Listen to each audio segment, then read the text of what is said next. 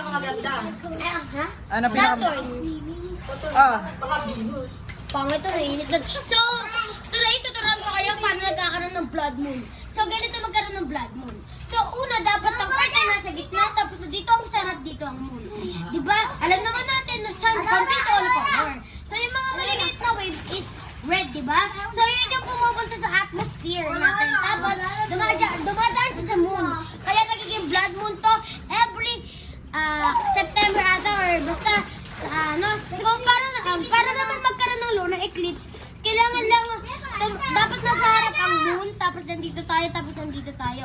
At nandito yung sun kasi ang sun ay yung moon tatakpan niya yung sun kaya nagkakaroon ng lunar eclipse. Ilan ang planets ngayon? 8. Bakit naging 8? Ano yung nawala? Natanggal na Pluto kasi siya ay sobrang liit at saka ano na siya, dwarf planet. Salamat po. So tapos ang mga planets po natin ngayon ay Mercury, Venus, Earth, Mars, Jupiter, Saturn, Uranus, Neptune, at wala na po yung Pluto. Ano yung planet ng Merlin? Ha?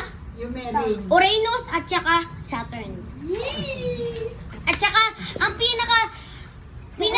may diamond rain ay Uranus at saka Neptune po ang may diamond rain. Saan ka nakatira ngayon? So, nandito po tayo sa Earth, loving Earth with oxygen and a lot of life, a lot of animals, a lot of...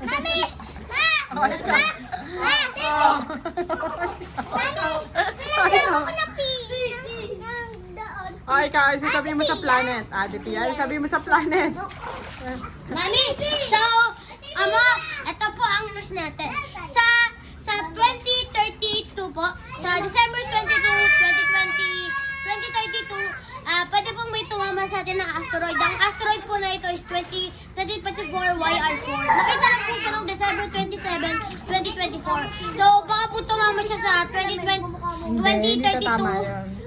Tatama yun. Pero, ngayon, hindi na po siya tatama sa atin. Dahil pwede naman po ang chance na tumama ito sa moon. 1 to 83 chances na po ang pwede itong tumama sa moon. At tatabi lang po natin yung asteroid kung pwedeng tumama. Sa Earth, ang isang asteroid, ang asteroid 2024 YI4. Tapos, guys, may malapit na black hole po sa atin. Doon po, may black hole po tayong na-discover, no? Tapos, wag na po kayo pupunta sa Venus kasi meron po doon acid rain, no? Acid rain. Tapos, sa Jupiter, bawal po kayo doon kasi meron pong malalaking holes doon na nakatago at baka po pwede kayo malaglag at super hangin po doon. Dahil wala pong oxygen sa lahat ng planets at tayo lang po pwede po tayo